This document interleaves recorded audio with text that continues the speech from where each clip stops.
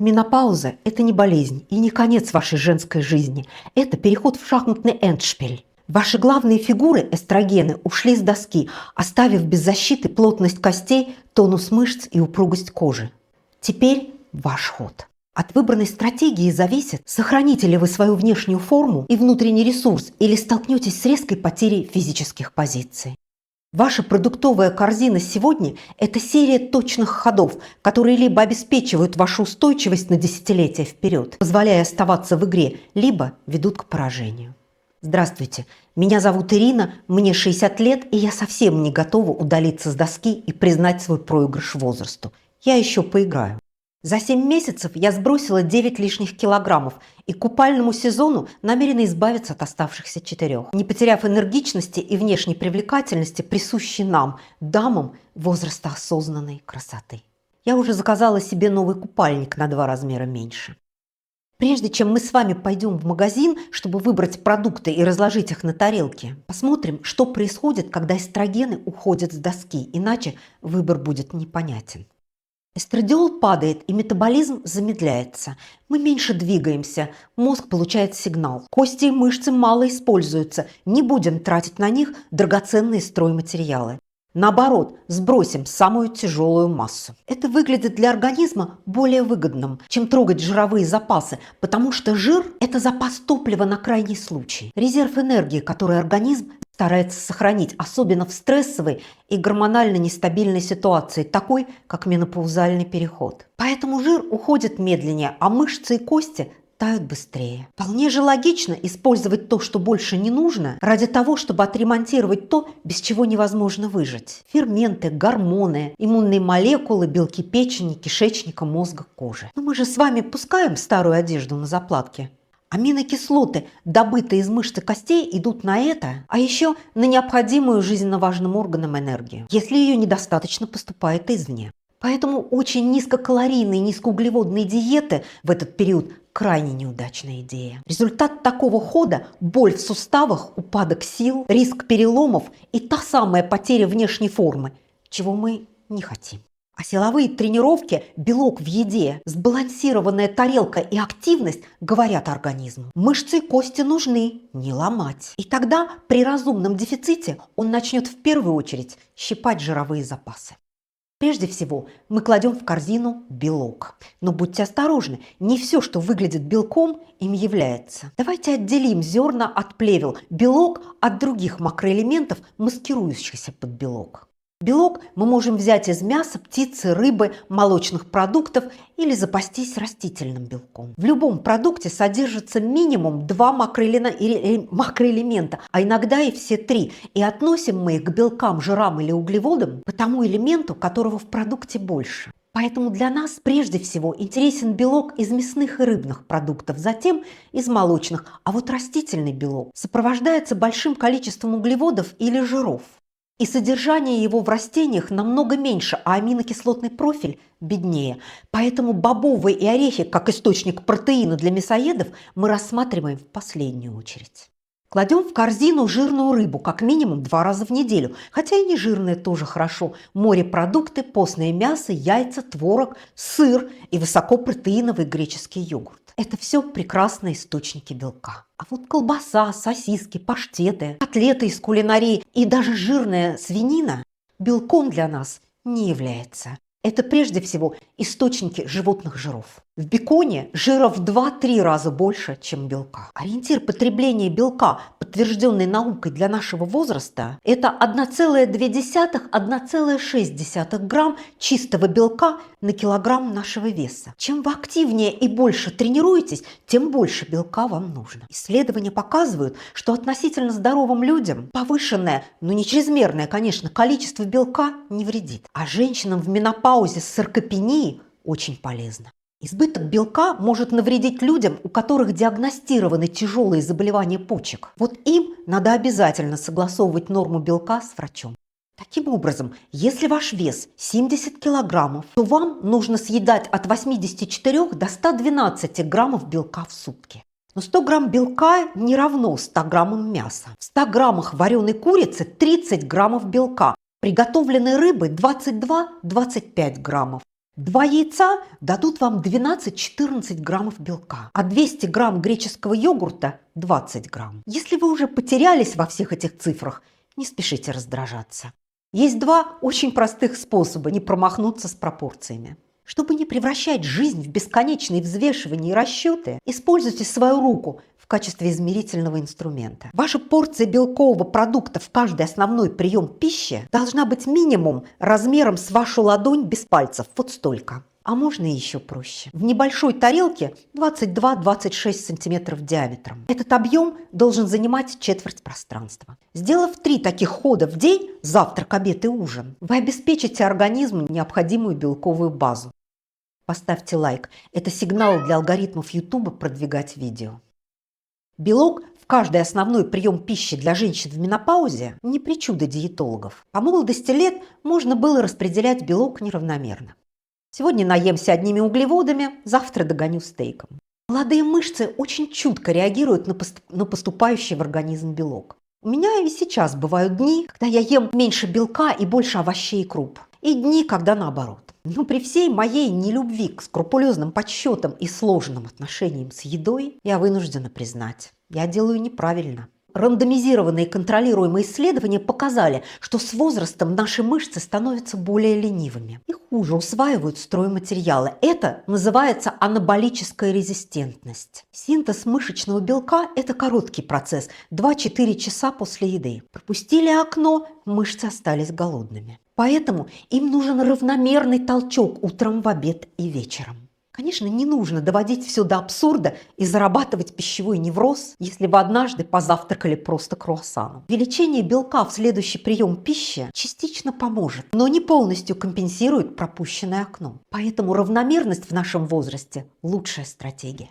Но не забывайте про жиры. Здесь много путаницы и много мифов. Многие боятся переесть углеводов. Но на самом деле, если вы не питаетесь одним сахаром, намного быстрее набираются лишние жиры. 100 грамм орехов или семечек – это 500-650 калорий на 15-20 граммов белка. А курица – 160 калорий на 30 грамм белка.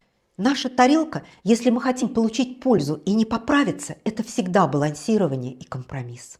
3 целых яйца – это прекрасный источник белка, около 20 граммов, и ценнейших веществ из желтков – холина для работы мозга и лецитина. Но это также около 15-18 граммов жира, нельзя об этом забывать. Бытует мнение, что есть яйца каждый день вредно. Это устаревшее представление, давно опровергнутое исследованиями. Ешьте на здоровье, если вам нравится. Но питаться одними яйцами все же не стоит. Все хорошо в разумных пределах. Ни один рацион не обходится без жиров. Жиры нужны для выработки гормонов для сосудов и кожи. Но жиры бывают разные. К насыщенным животным жирам стоит отнестись с осторожностью. У многих в этом возрасте, к сожалению, повышается плохой холестерин. По этой же причине кето-диеты лучше использовать только после консультации с врачом. Популярная байка, что ученые доказали безвредность животных жиров в любых количествах, это именно байка. Если вы спросите, что за ученые, где доказали, вы в лучшем случае получите ссылку на какую-нибудь статью. Тогда как рандомизированных контролируемых исследований, показывающих влияние животных жиров на рост плохого холестерина и сердечно-сосудистых рисков, много. Так что пока не доказали. Берегите себя, вы у себя одна. Выбирать лучше полезные жиры. Вообще отдайте предпочтение жирным сортам рыбы, нежирному мясу, растительным маслам, авокадо, орехам и семечкам. Про масла отдельно, потому что семечковое масло – это яд, это именно тот случай, когда страшилка заменила собой понимание. Как сказал Парацельс, все яд и все лекарство зависит от дозы. Масло, кстати, очень калорийная штука, и неважно, из чего оно сделано, тут важен баланс. Привычное нам подсолнечное масло – это чемпион по содержанию омега-6. Если заливать им все подряд, оно может поддержать воспаление. Но это не значит, что омега-6 – это зло. Это полезный и необходимый нутриент в небольших количествах. Горсть орехов, тыквенные семечки, ложка нерафинированного масла холодного отжима в салате принесут только пользу. Но вот жарить на нем действительно не рекомендуется. Масла, богатые омега-6 и омега-3, окисляются при нагревании, выделяя вредные вещества. А вот оливковое, особенно рафинированное, хорошо подойдет для жарки, хотя при нагреве и потеряет часть своих антиоксидантов. Нагревать повторно никакое масло не рекомендуется. Чтобы сосуды и суставы были здоровыми, омегу-6 нужно обязательно уравновешивать омегой-3. Искать ее в оливковом масле бесполезно, там правит бал полезная омега-9. А вот растительными чемпионами по омега-3 являются льняное и конопляные масла, а также семена чиа и грецкие орехи.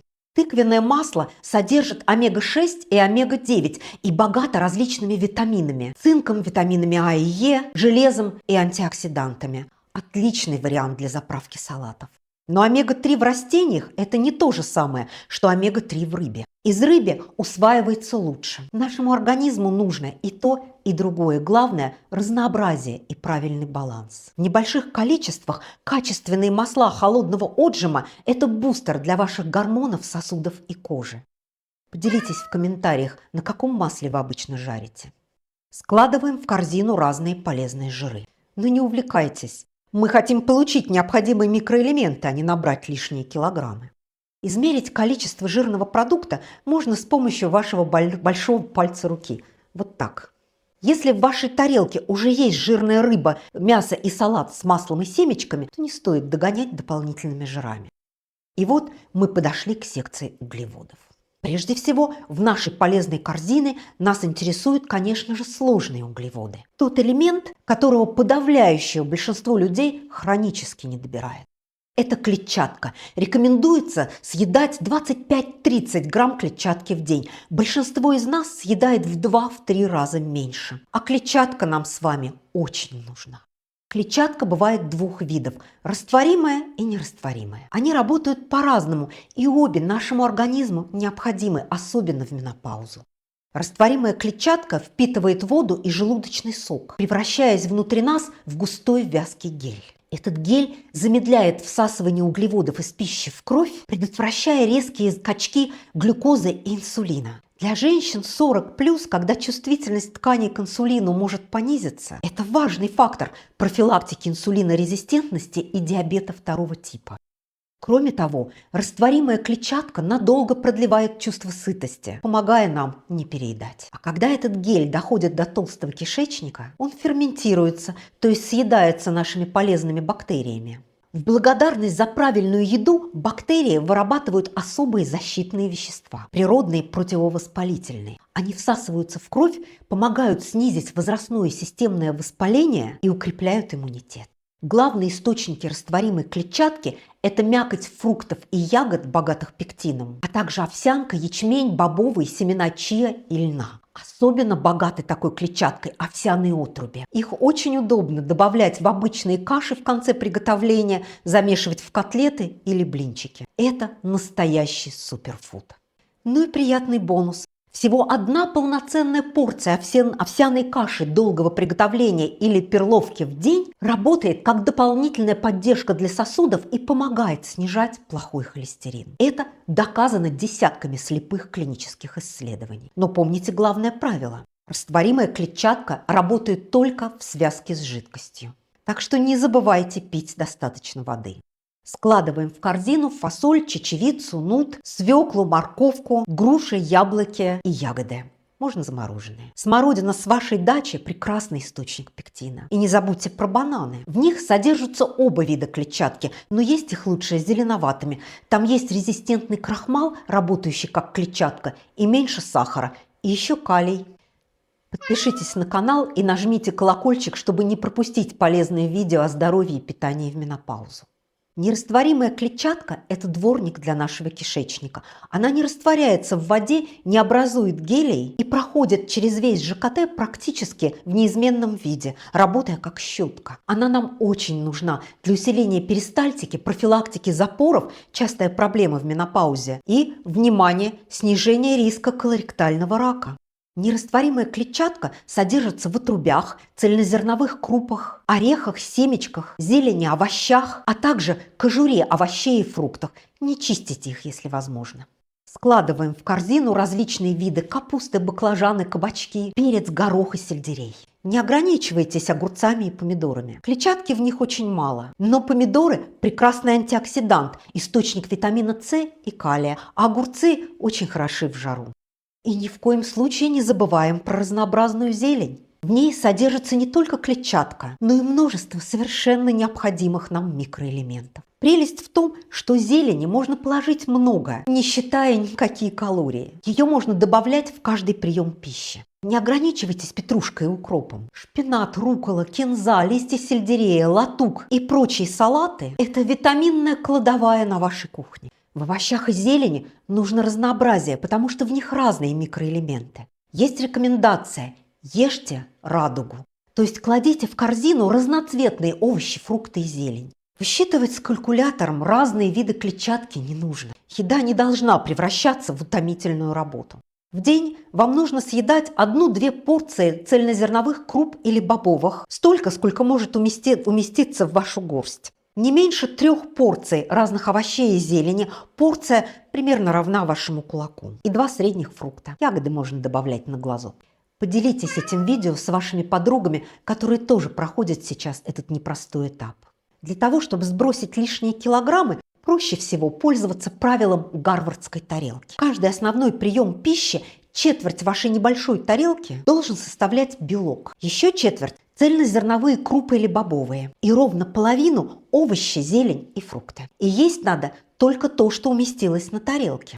Хлеб – это часть тарелки, это углеводы. Отдайте предпочтение цельнозерновому хлебу и хлебу с отрубями. Если вы до сих пор ели мало клетчатки, то добавлять ее в рацион нужно постепенно в течение нескольких недель, чтобы не спровоцировать вздутие и тяжесть. И обязательно пейте достаточно воды, иначе клетчатка просто не сможет правильно работать. До свидания.